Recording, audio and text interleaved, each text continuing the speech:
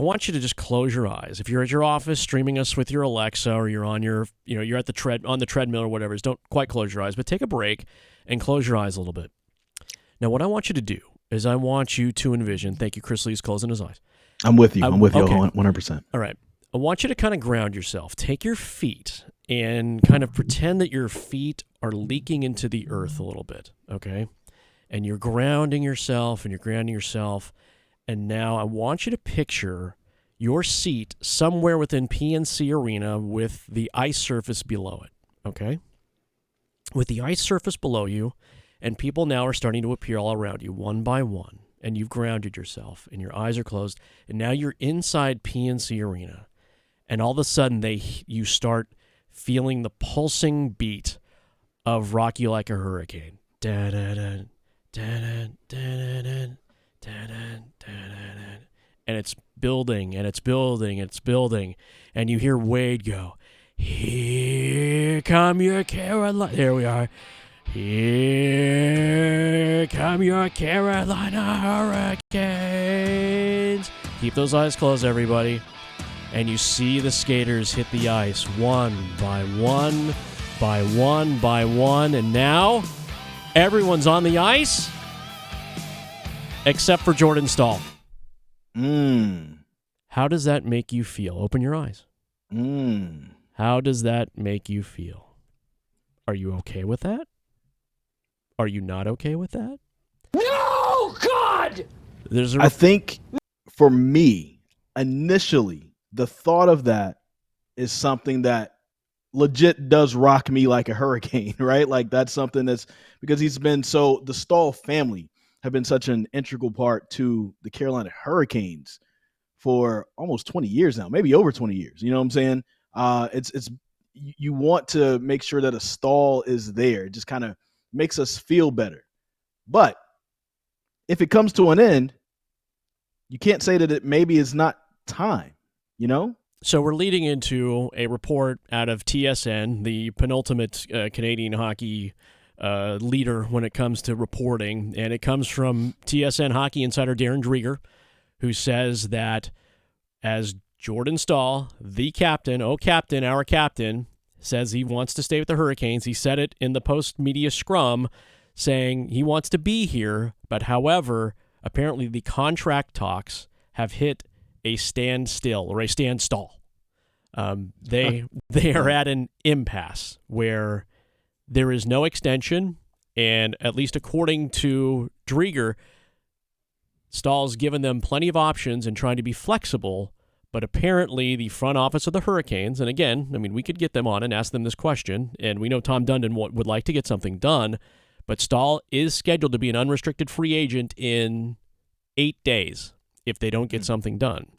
So I'm wondering if we're all comfortable with the idea of not seeing number 11 on the ice next year, and if we're okay with parting ways, because if this is about money, there's a finite amount of money. When you say you're at an impasse, when you report an impasse, it means there is a number out there that somebody wants and that someone does not want to give in on. And if you're Jordan Staal, you have plenty of motivation to stay because you said you wanted to stay. You're a man of your word. I think Jordan Staal has been the penultimate Hurricane, for sure. Yeah. But there is a lure of we all still think we are worth what we are worth. Before we move on with that, we want to play what Jordan said in the locker room right after they got swept by the Florida Panthers. I don't plan on going anywhere. Obviously been here long enough and there's no reason to leave, but I'm sure we'll find a way to get a deal done now that we're finished here, and we'll hopefully check off some unfinished business here. Jordan says he wants to stay, but they're at a stalemate, at least according to this report. Now, Jordan's got a number in mind, I'm sure. Hurricanes have a finite number in their mind, too. 10 years, $60 million. He just played that out. So, contract's up. 8 days, that's the last season on the payroll. No more health insurance. Got to transfer the 401k. Does he go, I got two brothers in Florida right now. I'm okay.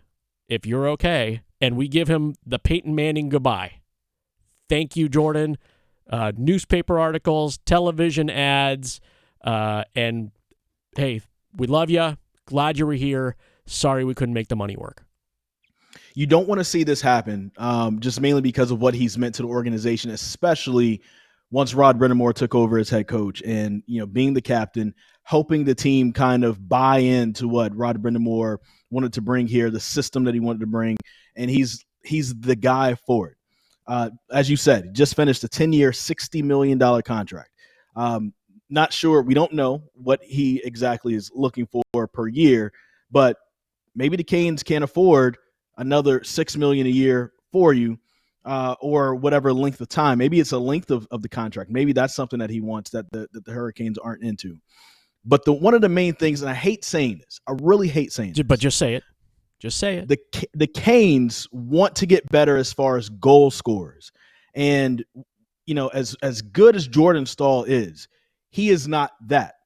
Over the last year, 17 goals, 34 points, when he played in 81 of the 82 games, right? That's pretty good. But the Canes overall need a little bit more production all around, because we've seen the last 3 playoffs that they just can't. The Canes get bounced when they can't score their goals that are necessary. But they are clearly one of the best teams in the NHL during the regular season. So what gives? Something has to change. And when it comes down to change and getting better, you're going to say some tough goodbyes. And maybe Jordan Staal is one of those tough goodbyes. I don't want to see it personally, but it could be Jordan Staal as one of those tough goodbyes. Yeah, I would love to see the deal get done. We have one more little piece of audio we'd like to share with you. Yeah, Staal, why he wants to finish his career in Carolina. This is also after the exit interviews took place. At the end of last year, I was just kind of always just mentally wanted to play at the end of the contract and be relevant still. So I'm happy I'm still relevant, playing some good hockey and contributing. And then now, just moving forward, just want to be here and want to be a part of this group. Love these guys and love this organization. It's been so much fun and so blessed to be here and be part of this as long as I have and the way it's headed. And I want to finish it off, finish my career off here. The things that we want don't necessarily align with the things that we get, especially in professional sports. And this is along the lines of, I referenced Peyton Manning earlier, how that goodbye went with Indianapolis. They knew that they had to move on from their beloved son, had done so many things for them. Same thing with Jordan. He's got the C on him. I spent a hot second with him during one of our live Canes Corners events during the season. And he does love it here. He's a family man. He's got roots here. He's not far from, his brothers who are in South Florida, which would be a big pull for him if it didn't work out here. But as someone who can't speak for all the fans, but it would be a very hard goodbye. But we've seen it done before. And this is where I would want to prepare Canes fans for something that could be happening, at least based on this report, that we may need to say goodbye to our third-line center, the guy who anchors that second group, who provides that toughness. I mean, we all saw when he got sat on in the postseason, and he popped right back up and does Jordan Staal things, and he still does Jordan Staal things. There are things that happen off the ice, and the line was good, but he's got that crossroads in his career, especially with Carolina, to where the Canes have to realize that $20 million in cap space, there's still only so much to go around. And is retaining your captain as important as finding a goal scorer that you would need to peel a few $1 million back from in order to keep a Jordan Staal on your roster? You spoke about the brother connection down in Florida. One is actually closer in Jared Staal, who works for the Charlotte Checkers. And so he lives in Charlotte. And so it would be a nice draw for him to continue to stay in Raleigh. But I'm with what you just said, Paul. At the end of the day, the Canes have seen what they've had for the last 5 years in the playoffs, and it hasn't worked. They've gone far. They've upset some teams. They've been upset in some series over the last 5 years. And we've seen what works, what doesn't work with the team. At some point, you got to add in some people who can get you the goals. That might mean saying hard goodbyes, as I said before. And unfortunately, it could be somebody that's been there for a long time. Now, if he's okay taking a little bit less money, again, we don't know the type of money he's asking for. But maybe the team and him can come together and not stall out on these negotiations and really figure something out, because I think he would be a great asset to this team. But there also comes a time where the young guys have to start taking over, and you're going to have to make room to keep those guys around versus the guys who are basically taking up space. And I hate to make it seem like Staal is just taking up space, because he's very much so valuable in the locker room, on the ice, everything. But you have to go with where the future is going. And if Staal can't be a part of that, you have to move on. All right. We'll see.